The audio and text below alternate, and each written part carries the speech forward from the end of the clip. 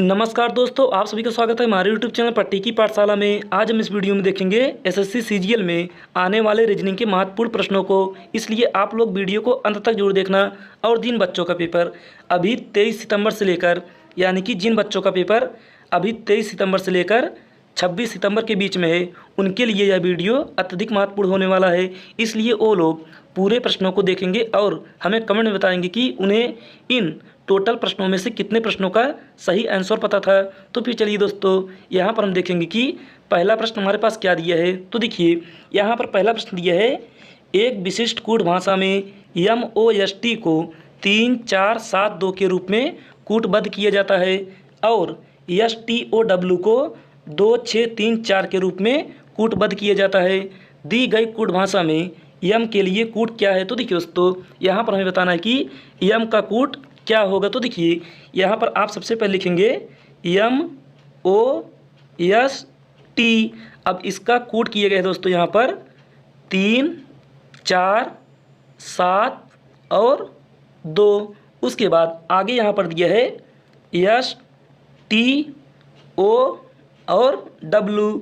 अब इसे कूट किया गया है 2, 6, 3 और 4 में। तो देखिए, अब यहाँ पर हम देखेंगे कि जो यहाँ पर हमारे पास संख्या यानी कि जो हमारे पास यहाँ पर संख्या और लेटर दिया है, इनमें कॉमन कौन सा है। तो देखिए दोस्तों, यहाँ पर देखेंगे कि सबसे पहले ओ यहाँ पर भी दिया है और ओ यहाँ पर भी दिया है और संख्या में दोस्तों यहाँ पर 3 यहाँ पर भी दिया है, 3 यहाँ पर भी दिया है। उसके बाद फिर आगे देखेंगे तो यहाँ पर हमारे पास यहाँ पर यस दिया है और यहाँ पर यस दिया है। इसी प्रकार से यहाँ पर 4 दिया है और यहाँ पर 4 दिया है। फिर आगे देखेंगे तो यहाँ पर टी दिया है और यहाँ पर टी दिया है और यहाँ पर 2 दिया है और यहाँ पर 2 दिया है। तो देखिए दोस्तों, यहाँ पर अब हम देखेंगे कि इसमें कौन सी संख्या और कौन सा लेटर बचा है। तो देखिए, यहाँ पर यम का कूट हो जाएगा 7 और यहाँ पर डब्लू का होगा 6। तो देखिए दोस्तों, यहाँ पर हमसे प्रश्न पूछा किसका है। यहाँ पर हमसे प्रश्न पूछा है कि यम का कूट क्या होगा। तो देखिए दोस्तों, यहाँ पर यम का कूट होगा 7, जो कि ऑप्शन नंबर सी में दिया है। तो ये होगा इसका राइट आंसर। तो फिर चलिए दोस्तों, अब हम देखते हैं प्रश्न संख्या 2 को। तो देखिए दोस्तों, यहाँ पर दूसरा प्रश्न क्या दिया है। यहाँ पर दूसरा प्रश्न दिया है, दिए गए पैटर्न का ध्यानपूर्वक अध्ययन कीजिए और दिए गए विकल्पों में से उस संख्या का चयन कीजिए जो उसमें प्रश्नवाचक चिन्ह को प्रतिस्थापित कर सकता है। तो देखिए दोस्तों, यहाँ पर हमारे पास 3 आकृति दिया गया है और यहाँ पर इस प्रश्नवाचक चिन्ह के स्थान पर बताना है कि कौन सी संख्या होगी। तो देखिए, यहाँ पर हम सबसे पहले देखेंगे कि पहले वाले आकृति में ऐसा क्या नियम लगाएं कि यहाँ पर 18 प्राप्त हो जाए और उसी प्रकार से यहाँ पर 15 प्राप्त हो जाए और यहाँ पर प्रश्नवाचक चिन्ह के स्थान पर वह संख्या प्राप्त हो जाए। तो देखिए दोस्तों, यहाँ पर हम 48, 8, 14 और 42 में ऐसा क्या करें कि यहाँ पर 18 प्राप्त हो। तो देखिए, यहाँ पर आप सबसे पहले करेंगे दोस्तों, यहाँ पर आप सबसे पहले करेंगे इस 48 में भाग लगाएंगे इस 8 से। तो कितना आएगा, यहाँ पर आएगा 6।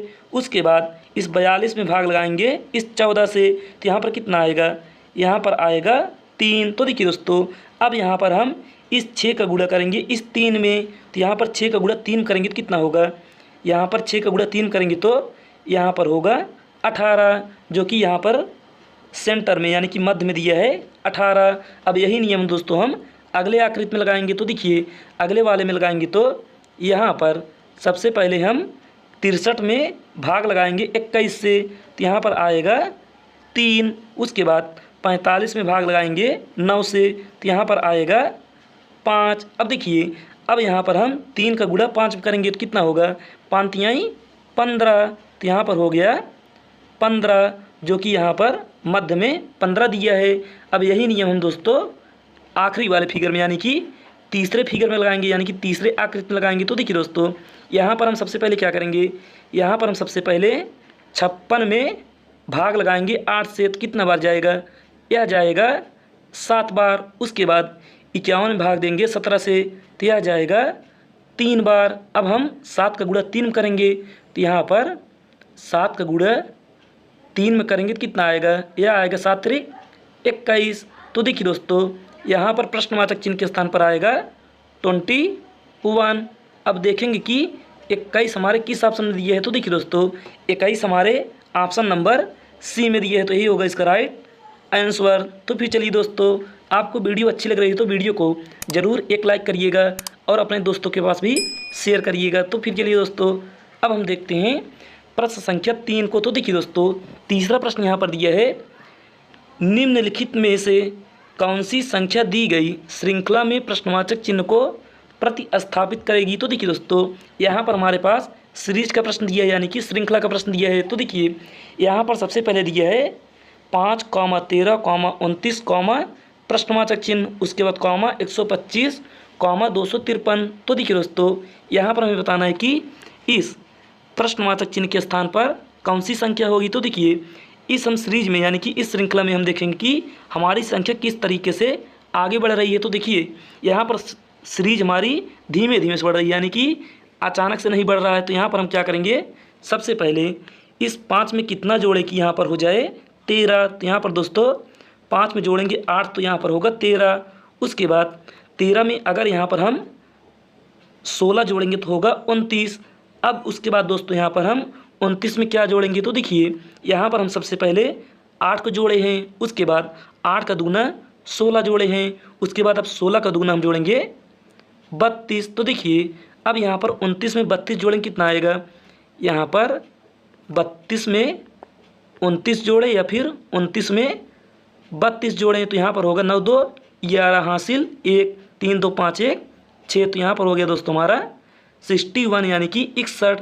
तो 61 यहाँ पर प्रश्नवाचक चिन्ह के स्थान पर आएगा 61। अब देखेंगे कि दोस्तों 61 हमारे किस ऑप्शन दिया है? तो यहाँ पर 61 हमारे ऑप्शन नंबर बी में दिया है, तो यही होगा इसका राइट आंसर। तो फिर चलिए दोस्तों, अब हम देखते हैं प्रश्न संख्या 4 को। तो देखिए चौथा प्रश्न यहाँ पर क्या दिया है? यहाँ पर चौथा प्रश्न दिया है, निम्नलिखित 4 अक्षर समूहों में से 3 एक निश्चित तरीके से समान है और एक भिन्न है, भिन्न का चयन कीजिए। तो देखिए दोस्तों, यहाँ पर 4 ऑप्शन दिया है, चारों में से एक हमारा भिन्न है। तो देखिए दोस्तों, यहाँ पर हम सबसे पहले देखेंगे कि यहाँ पर पहला दिया है हमारे पास HMS, उसके बाद दूसरा दिया है AFZ, और तीसरा दिया है KOP, और चौथा दिया है DIW। तो देखिए दोस्तों, यहाँ पर हम सबसे पहले इनका प्लेस वैल्यू लिखेंगे। तो देखिए H का प्लेस वैल्यू कितना होगा? 8 होगा, M का 13, S का 19। उसी प्रकार से दोस्तों यहाँ पर A का होगा 1, F का होगा 6 और Z का होगा 26।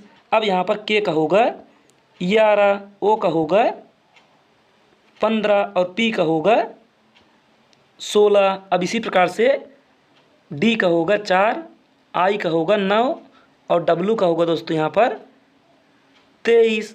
अब देखिए, अब यहाँ पर हम देखेंगे कि यहाँ पर इन सभी का विपरीत दिया है, यानी कि पहला लेटर तीसरे लेटर के विपरीत है। क्योंकि देखिए 8 में 19 जोड़ेंगे तो यहाँ पर होगा 27। उसी प्रकार से 1 में 26 जोड़ेंगे तो यहाँ पर होगा 27, और 11 में 16 जोड़ेंगे तो यहाँ पर होगा 27, और 4 में 23 जोड़ेंगे तो यहाँ पर होगा 27। तो देखिए दोस्तों, यहाँ पर तो यह चारों सेम है, लेकिन आगे देखेंगे तो यहाँ पर अगर हम 8 में 5 जोड़ेंगे तो कितना होगा? 8 में 5 जोड़ेंगे तो यहाँ पर होगा 13, और यहाँ पर 1 में 5 जोड़ेंगे कितना होगा? 6, और यहाँ पर 11 में 5 जोड़ेंगे कितना होगा? 16, लेकिन यहाँ पर दिया है 15, और यहाँ पर दोस्तों 4 में 5 जोड़ेंगे तो यहाँ पर होगा 9। तो यहाँ पर दोस्तों देखेंगे कि हमारा ऑप्शन नंबर तीसरा, यानी कि तीसरा हमारा इन तीनों से अलग है। तो यहाँ पर ऑप्शन तीसरा हमारा राइट आंसर होगा। तो तीसरा हो गया हमारा सही उत्तर। तो फिर चलिए दोस्तों, अब हम देखते हैं प्रश्न संख्या 5 को। तो देखिए दोस्तों, 5वां प्रश्न यहाँ पर लिखा है, उस विकल्प का चयन कीजिए जो चौथी संख्या से उसी प्रकार संबंधित है जिस प्रकार पहली संख्या दूसरी संख्या से संबंधित है और पांचवी संख्या छठी संख्या से संबंधित है। तो देखिए दोस्तों, यह हमारा नंबर एनालॉजी का प्रश्न है। तो देखिए यहाँ पर दिया है हमारे पास 19:361, उसके बाद समानुपाते प्रश्नवाचक चिन्ह अनुपाते 576, उसके बाद फिर समानुपाते 6:36। तो देखिए दोस्तों, यहाँ पर हम देखेंगे कि इस पहले का संबंध जिस प्रकार से दूसरे से है, उसी प्रकार इस दूसरे का संबंध इस यानी कि इस तीसरे का संबंध इस चौथे से किस प्रकार होगा, उसी प्रकार से यहाँ पर पाँचवें का संबंध छठवें से दिया है। तो देखिए दोस्तों, यहाँ पर अगर हम 19 में ऐसा क्या करें कि यहाँ पर हमें 361 प्राप्त हो जाए। तो देखिए दोस्तों, अगर आप करते हैं 19 का अगर आप करेंगे स्क्वायर यानी कि 19 की घात 2 करेंगे तो यहाँ पर होगा हमारे पास 361, क्योंकि 19 का गुणा 19 में करेंगे तो होगा यहाँ पर 361। उसी प्रकार से अगर यहाँ पर हम 6 का करेंगे स्क्वायर कितना होगा, यहाँ पर 6 का स्क्वायर करेंगे तो यहाँ पर होगा 36, जो कि यहाँ पर आगे दिया है। अब उसी प्रकार से दोस्तों हम देखेंगे कि हमारा 576 किसका स्क्वायर है। तो देखिए दोस्तों, 576 हम देखेंगे कि किसका स्क्वायर है। तो देखिए, आप सबसे पहले देखेंगे कि 20 का स्क्वायर कितना होगा, क्योंकि यहाँ पर 20 से ऊपर ही सभी ऑप्शन दिया है।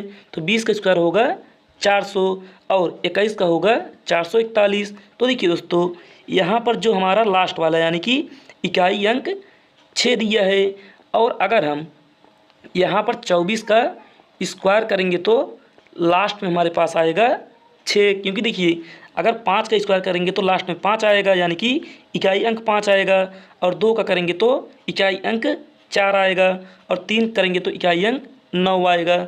लेकिन अगर 24 का स्क्वायर करेंगे तो इकाई अंक 6 आएगा। तो यहाँ पर हमारा ऑप्शन नंबर बी ही राइट आंसर होगा। तो फिर चलिए दोस्तों, अब हम देखते हैं प्रश्न संख्या 6 को। लेकिन दोस्तों, छठवां प्रश्न देखने से पहले आप लोग वीडियो को जरूर एक लाइक करिएगा और चैनल को सब्सक्राइब कर लीजिएगा। तो देखिए दोस्तों, यहाँ पर छठा नंबर का प्रश्न दिया है, दी गई श्रृंखला में विषम यानी कि बेमेल को ज्ञात कीजिए। तो देखिए, यहाँ पर हमारे पास श्रेणी दिया गया है, इसमें हमें बताना है कि इसमें से विषम कौन सा यानी कि इन सभी दिए हुए संख्याओं में से सबसे अलग कौन सा है। तो देखिए दोस्तों, यहाँ पर आप सबसे पहले क्या देखेंगे, आप देखेंगे कि हमारे श्रेणी में क्या नियम लागू किए गए हैं। तो देखिए दोस्तों, यहाँ पर देखेंगे कि हमारी श्रेणी धीमे धीमे से घट रही है। तो देखिए, यहाँ पर दिया है 486, उसके बाद 482, 478, 474, 472, 466 और 462। तो देखिए दोस्तों, यहाँ पर अगर आप 486 में कितना घटाएं कि यहाँ पर 482 हो जाए, तो यहाँ पर अगर हम 4 माइनस करेंगे तो यहाँ पर होगा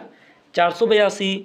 उसके बाद फिर यहाँ पर 482 में 4 माइनस करेंगे तो 478। उसके बाद फिर दोस्तों यहाँ पर 478 में 4 माइनस करेंगे तो 474।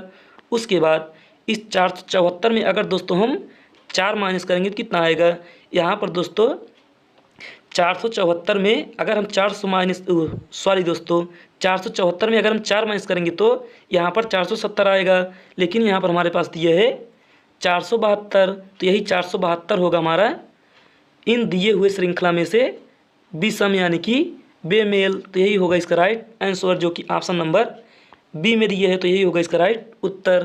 तो फिर चलिए दोस्तों, अब हम देखते हैं प्रश्न संख्या 7 को। तो देखिए, 7वां प्रश्न यहाँ पर दिया है, A comma E comma H comma K comma R comma S गोलाकार मेज के चारों ओर केंद्र की तरफ मुँह करके यानी कि केंद्र की तरफ चेहरा करके बैठे हुए हैं, एच आर के तुरंत दाएं हैं। तो देखिए दोस्तों, यहाँ पर हम सबसे पहले बनाएंगे एक गोलाकार मेज और इस पर बैठाएंगे 6 लोगों को, क्योंकि टोटल 6 लोग हैं। तो यहाँ पर हम केंद्र के साइड मुँह करके इन 6 लोगों का स्थान फिक्स कर लेते हैं। तो यहाँ पर दोस्तों हमने 6 लोगों का स्थान फिक्स कर दिया। अब आगे पढ़ेंगे तो यहाँ पर दिया है एच आर के तुरंत दाएं में बैठा है। तो यहाँ पर दोस्तों हम बना लेते हैं, यहाँ पर हम बना लेंगे एच। अब एच आर के तुरंत दाएं, तो यहाँ पर होगा आर। अगर केंद्र की तरफ मुँह किया है तो आर का दाहिना होगा नीचे। अब उसके बाद फिर आगे दिया है के आर के बाएं से दूसरे स्थान पर है, तो के आर के बाएं से दूसरे स्थान पर, तो आर का बायां होगा ऊपर और दूसरा स्थान होगा एकदम उत्तर में, यानी कि के का हो गया यहाँ पर स्थान फिक्स। अब आगे पढ़ेंगे तो आगे दिया है ए ई के दाएं में दूसरे स्थान पर है। तो देखिए, ए जो है ई के दाएं में दूसरे स्थान पर है, तो ई को हम कहाँ बैठाएंगे, ई को दोस्तों हम बैठा लेते हैं यहाँ पर। अब ई का दाएं किधर होगा, ई का दाएं होगा घड़ी के विपरीत दिशा में, तो यहाँ पर हो गया हमारा दूसरे स्थान पर ए।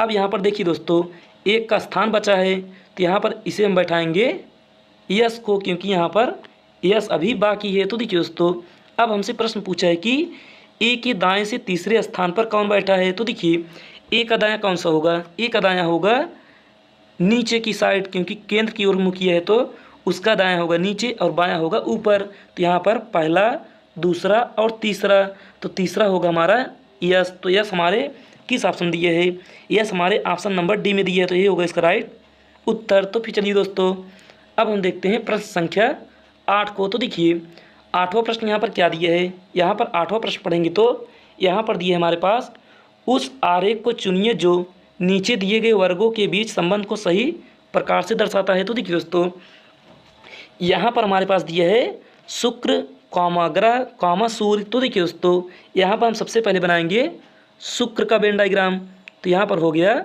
शुक्र।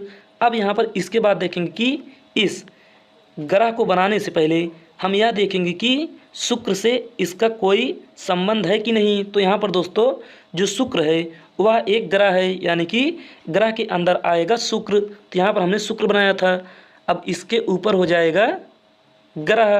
तो यहाँ पर दोस्तों ग्रह के अंदर आएगा शुक्र, क्योंकि ग्रह है टोटल 8, उसी 8 में से एक हमारा शुक्र भी है। अब दोस्तों आगे देखेंगे तो आगे यहाँ पर दिए है सूर्य। अब हम सूर्य को देखेंगे दोस्तों कि इस ग्रह से कोई संबंध है या फिर इस शुक्र से। तो देखिए दोस्तों, सूर्य ना तो शुक्र है ना ही ग्रह है, सूर्य एक तारा है। तो यहाँ पर दोस्तों सूर्य का अलग से वेन डायग्राम बनेगा। तो देखिए दोस्तों, ऐसा फिगर यानी कि ऐसी आकृति आपको किस ऑप्शन दिखाई दे रहा है, तो ऐसी आकृति दोस्तों ऑप्शन नंबर बी में दिया है। तो यही होगा इसका राइट आंसर। तो फिर चलिए दोस्तों, अब हम देखते हैं प्रश्न संख्या 9 को। तो देखिए दोस्तों, 9वां प्रश्न यहाँ पर दिया है हमारे पास, कथन और निष्कर्ष थे। सो देखिए दोस्तों, पहला कथन क्या दिया है, पहला कथन यहाँ पर दिया है कुछ बाघ भेड़िए हैं, और दूसरा कथन दिया है कुछ भेड़िए शेर हैं। तो देखिए दोस्तों, इसे हम वेन डायग्राम से बनाना सीखेंगे। तो देखिए यहाँ पर सबसे पहले दिया है कुछ बाघ भेड़िए हैं, तो यहाँ पर बनाएंगे सबसे पहले बाघ को, और बाघ को हम दर्शाएंगे टी से, क्योंकि टाइगर माने बाघ या फिर चीता।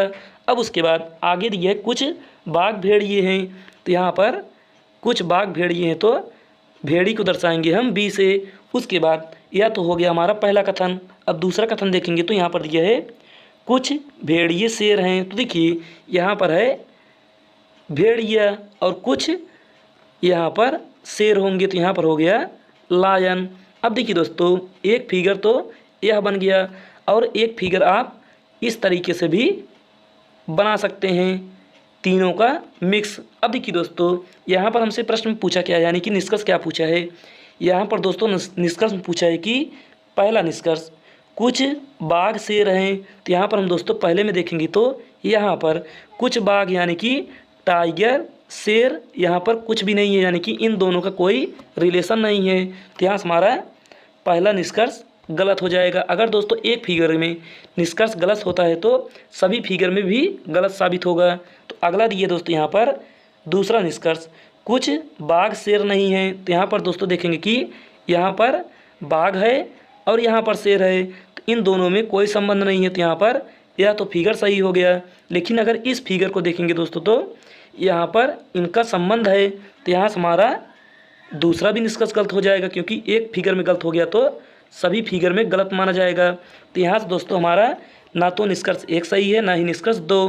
तो ऐसा ऑप्शन आपको ऑप्शन नंबर ए में दिया है, तो यही होगा इसका राइट उत्तर। तो फिर चलिए दोस्तों, अब हम देखते हैं आज का आखिरी प्रश्न, यानी कि प्रश्न संख्या 10 को। तो देखिए दोस्तों, 10वां प्रश्न यहाँ पर दिया है एक मानक पासे की दो स्थितियाँ दी गई हैं, सबसे ऊपर कौन सी संख्या होगी जब सबसे नीचे 2 हो। तो देखिए दोस्तों, यहाँ पर हमें बताना है कि 2 के विपरीत सतह कौन सी होगी। तो देखिए दोस्तों, यहाँ पर हमारे पास 2 पासा दिया गया है। अब इन पासे में देखेंगे कि सबसे पहले इनमें कॉमन कौन सी सतह है, यानी कि इनमें कॉमन कौन सा है। तो देखिए दोस्तों, यहाँ पर 3 दिया है और यहाँ पर 3 दिया है, यानी कि 3 3 कॉमन है। और यहाँ पर 6 दिया है और यहाँ पर 6 दिया है, यानी कि 3 और 6 कॉमन है। तो दोस्तों जो भी सतह बचेगी, यानी कि इन दोनों के अलावा जो सतह बचेगा वही एक दूसरे के विपरीत होगा। तो यहाँ पर 2 बचा है और यहाँ पर 5, तो यहाँ पर 2 के विपरीत हो जाएगा 5, या फिर 5 के विपरीत होगा 2। तो हमसे पूछा है कि 2 के विपरीत, यानी कि 2 के नीचे कौन सा होगा? तो देखिए दोस्तों, यहाँ पर 2 के नीचे होगा 5, जो कि ऑप्शन नंबर सी में दिया है, तो यही होगा इसका राइट उत्तर। तो फिर चलिए दोस्तों, आपको अगर सभी प्रश्न समझ में आए हैं तो आप कमेंट बताइए कि आपने 10 प्रश्न में से कितने प्रश्नों का उत्तर सही दिया और समय से पहले दिया, यानी कि हमारे लगाने से पहले आपने उसका उत्तर कमेंट में हमें कर दिए। तो आज के लिए बस इतना ही। धन्यवाद। अब मिलेंगे अगले क्लास में, यानी कि कल।